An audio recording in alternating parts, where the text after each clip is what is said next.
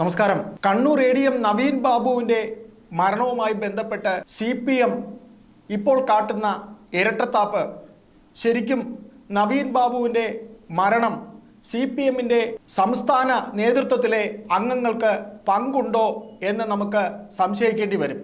അതായത് നവീൻ ബാബുവിന്റെ മരണം ഒരു കൊലപാതകമാണ് എന്ന് എന്തുകൊണ്ട് അദ്ദേഹത്തിൻ്റെ ഭാര്യ മഞ്ജുഷ ഹൈക്കോടതിയിൽ കൊടുത്ത പെറ്റീഷനിൽ കൊലപാതകമാണോ എന്ന് സംശയിക്കുന്നു എന്ന് പറഞ്ഞത് എന്ന് നാം ചോദിക്കുമ്പോൾ, മഞ്ജുഷ ഒരു സർക്കാർ ഗസറ്റഡ് ഓഫീസറാണ്. മരിച്ച ഭർത്താവ് നവീൻ ബാബുവും ഒരു ഗസറ്റഡ് ഉദ്യോഗസ്ഥനാണ്. ആയതുകൊണ്ട് തന്നെ സർക്കാരിൻ്റെ നിയമവശങ്ങളെക്കുറിച്ചും ജോലിയെക്കുറിച്ചും നവീൻ ബാബു അദ്ദേഹത്തിൻ്റെ ഭാര്യയോട് പറഞ്ഞിട്ടുണ്ട്.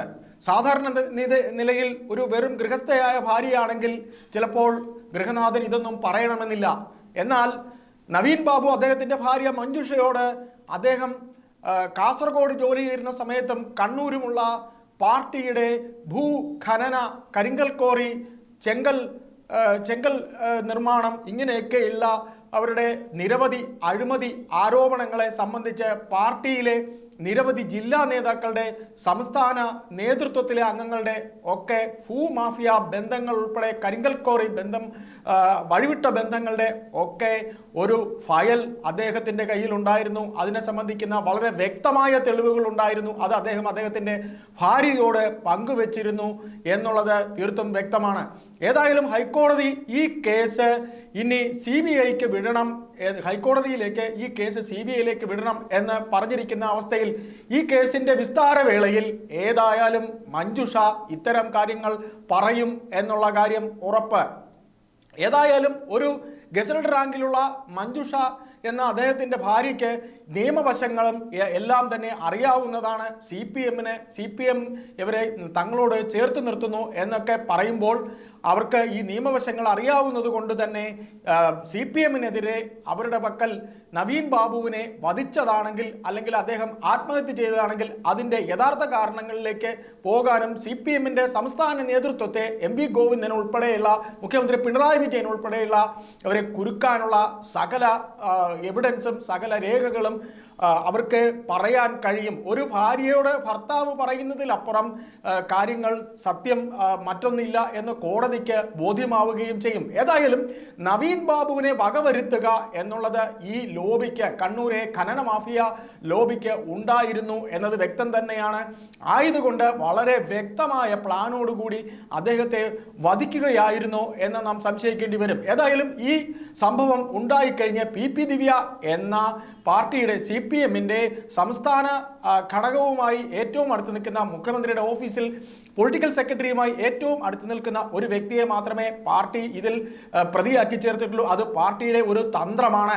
ഏതായാലും PP ദിവ്യയെ സംരക്ഷിക്കുന്നില്ല എന്ന് കാണിക്കുകയും നവീൻ ബാബുവിൻ്റെ കുടുംബത്തോടൊപ്പമാണെന്ന് മറ്റൊരു വ്യാജ കപട സ്നേഹം കാണിക്കുകയും ചെയ്യുന്ന CPM തന്ത്രം പൊളിയും എന്നുള്ള കാര്യത്തിൽ യാതൊരു സംശയവും വേണ്ട.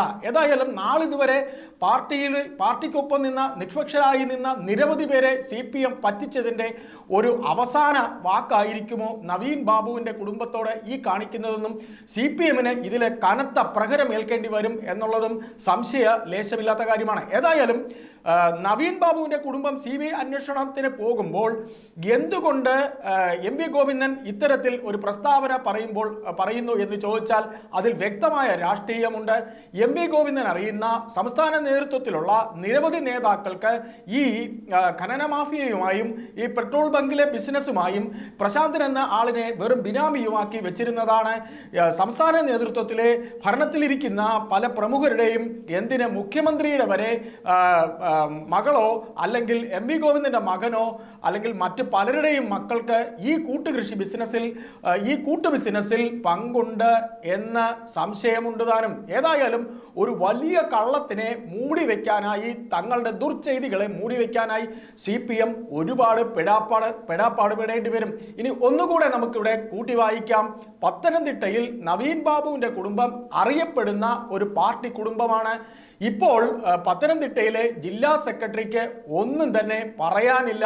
ഇപ്പോൾ ഒരു പാർട്ടി മെമ്പർ അല്ലാത്ത CITUവിൻ്റെ ഒരു അവരുടെ സ്വതന്ത്ര രാഷ്ട്രീയ സംഘടനയായ ഒരു CITU നേതാവാണ് ഇപ്പോൾ നവീൻ ബാബുവിൻ്റെ കുടുംബത്തിന് വേണ്ടി പറയുന്നത്. അതും പാർട്ടിയുടെ ഒരു തന്ത്രമാണ്. അപ്പോൾ ഗോവിന്ദൻ പാർട്ടിയിൽ സംസ്ഥാന നേതൃത്വത്തിൽ കണ്ണൂര് ആരെയൊക്കെ ഭയക്കുന്നുണ്ട്.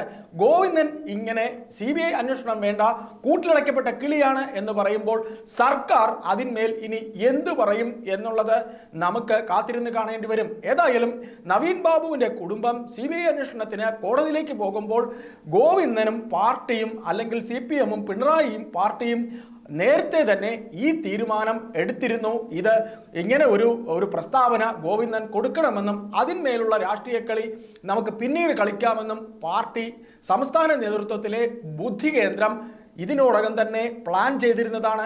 ഈ ബുദ്ധിയെ മറുത്തു നിൽക്കുന്ന മറ്റു കാര്യങ്ങൾ നവീൻ ബാബുവിൻ്റെ കുടുംബം നിയമവശത്തിലുള്ള കാര്യങ്ങൾ കുടുംബം പോകും. അതോടെ CPM-ന് നിയമത്തിന് മുന്നിൽ മുട്ടുമടക്കേണ്ടി വരും. പിണറായി വിജയന്റെയും ഗോവിന്ദന്റെയും CPM-ന്റെ കണ്ണൂർ ലോബി പൊളിച്ചെടുക്കപ്പെടും. ഒരു കുടുംബത്തെ നിർദാക്ഷിണ്യം ആ കുടുംബനാഥനെ നശിപ്പിച്ചിട്ട് പാർട്ടിയെ സംരക്ഷിക്കാൻ നോക്കുന്ന വൃത്തികെട്ട ഹീനമായ പ്രവൃത്തിക്ക് CPM മറുപടി നൽകേണ്ടി വരും. തദ്ദേശ സ്വയംഭരണ തെരഞ്ഞെടുപ്പിൽ തീർച്ചയായും പത്തനംതിട്ടയിൽ CPM-ന് ഒരു വൻ പരാജയം അവർ കാണേണ്ടി വരും എന്ന് നമുക്കിവിടെ പറയാം. നന്ദി, നമസ്കാരം.